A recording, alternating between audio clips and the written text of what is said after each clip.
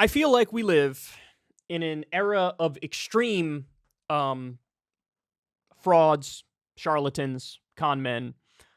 We see it all the time. I remember when I was a kid, I would turn on TV and there'd be this guy, I think his name was Peter Popoff, where he was like this preacher and he would do the whole like I'm speaking in tongues thing and he would get all animated and dance around and he would pretend to cure people.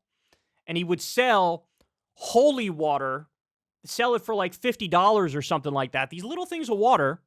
And he would claim this is going to cure your cancer. This is going to get rid of your debt. Insane claims. And he was on TV for a really long time. I remember watching it thinking, how's this allowed?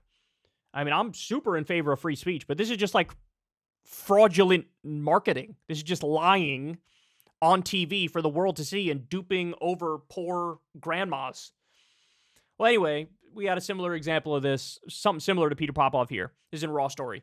Church made $1 million selling bleach as a cure for HIV and autism. A Florida family is set to go to trial on charges that they ran an online church that pushed an industrial bleach as a cure for HIV, autism, COVID, and multiple other illnesses, the Miami Herald reported.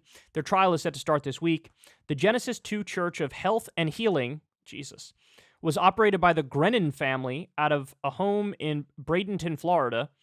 They claimed their miracle mineral solution was a cure for 95% of the world's known diseases. Yeah, here's a pro tip. If anybody ever hits you with this cures a certain percentage of diseases, especially one this high, run. Because they're a liar and they're trying to take your money. According to investigators, the family made over $1 million before federal authorities cracked down on them for selling unapproved cures. One of the products pushed by the family was a poisonous industrial bleaching agent that was marketed as a miracle cure. Mark Grennan and his sons Jonathan Grennan, Joseph Grennan, and Jordan Grennan were arrested and charged after they continued to distribute and advertise the substance called Miracle Mineral Solution in defiance of court orders. So they got caught red-handed. The court said don't do it, and then they went right back to doing it. Guys, I'm going to say something maybe a little bit controversial here, but I think what Peter Popoff was doing was not as bad as this. Because at least with Peter Popoff, you're just drinking water. You're not going to hurt yourself.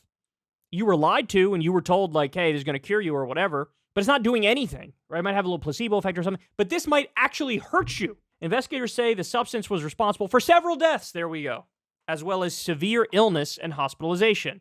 The Genesis 2 Church of Health and Healing was marketed MMS in violation of federal law since 2010, criminal complaints allege. It was in that year that Mark Grennan claims to have founded the organization with a man named Jim Humble, hilarious name, in a plan to avoid governmental regulation and arrest as they promoted MMS as a miracle cure. That's the mineral water stuff, or the bleach. The Miami Herald report stated, Humble, a man who has dabbled in Scientology and professed to be a billion-year-old god, reasonable guy, began promoting MMS as early as 2006 in self-published works after he claimed to have discovered its medical properties while on a gold mining exhibition in South America.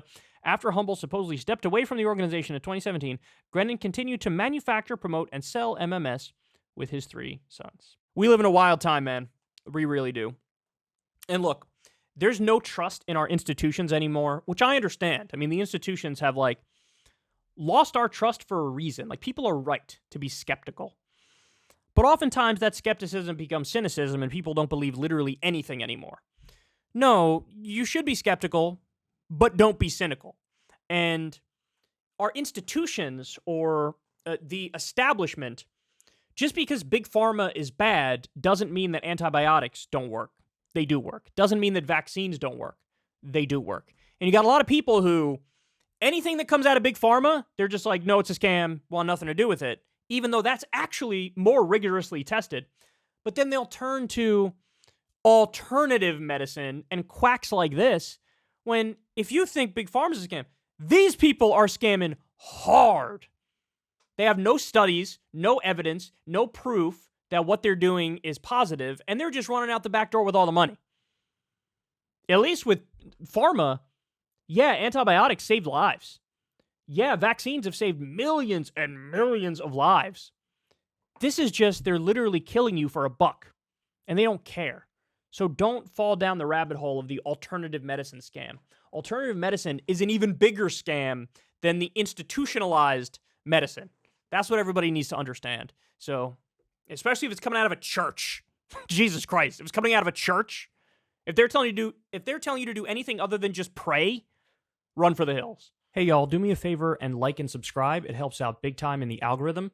Click the bell as well for notifications when videos drop, and watch that video on screen right now. You know you want to.